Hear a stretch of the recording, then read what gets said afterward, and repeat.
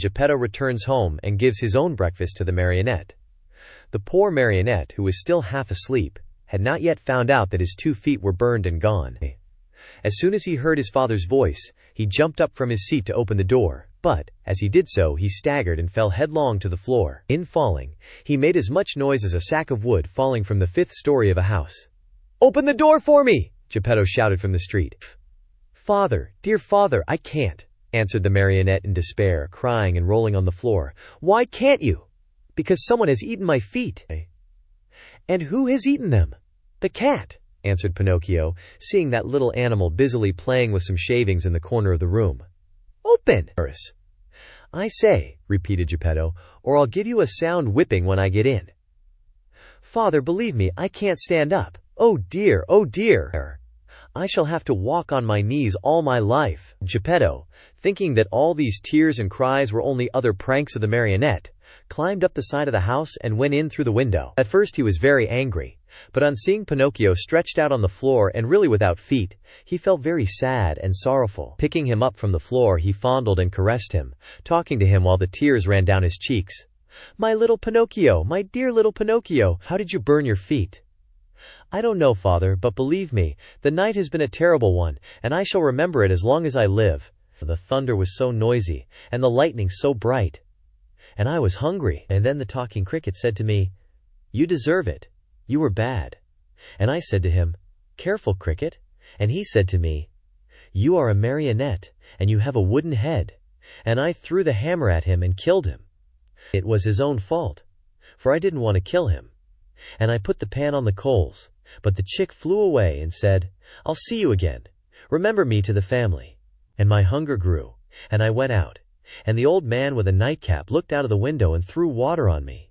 And I came home and put my feet on the stove to dry them because I was still hungry. And I fell asleep, and now my feet are gone, but my hunger isn't. Oh, oh, oh!"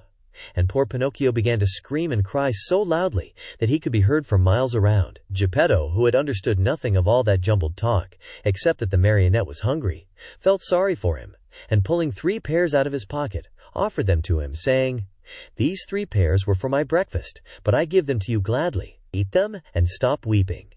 If you want me to eat them, please peel them for me." "Peel them?" asked Geppetto, very much surprised. "I should never have thought, dear boy of mine, that you were so dainty and fussy about your food. Bad, very bad. In this world, even as children, we must accustom ourselves to eat of everything, for we never know what life may hold in store for us." "You may be right," answered Pinocchio, "but I will not eat the pears if they are not peeled. I don't like them." And good old Geppetto took out a knife, peeled the 3 pears, and put the skins in a row on the table. Pinocchio ate 1 pear in a twinkling and started to throw the core away, but Geppetto held his arm. "Oh no, don't throw it away. Everything in this world may be of some use." "But the core I will not eat," cried Pinocchio in an angry tone. "Who knows?" repeated Geppetto calmly. And later the 3 cores were placed on the table next to the skins. Pinocchio had eaten the 3 pears, or rather devoured them. Then he yawned deeply and wailed, "I'm still hungry." "But I have no more to give you." "Really? Nothing? Nothing? I have only these 3 cores and these skins." "Very well then," said Pinocchio. "If there is nothing else, I'll eat them." At first he made a wry face, but, one after another, the skins and the cores disappeared. "Ah, now I feel fine," he said after eating the last one. You see," observed Geppetto, "that I was right when I told you that one must not be too fussy and too dainty about food. My dear, we never know what life may have in store for us.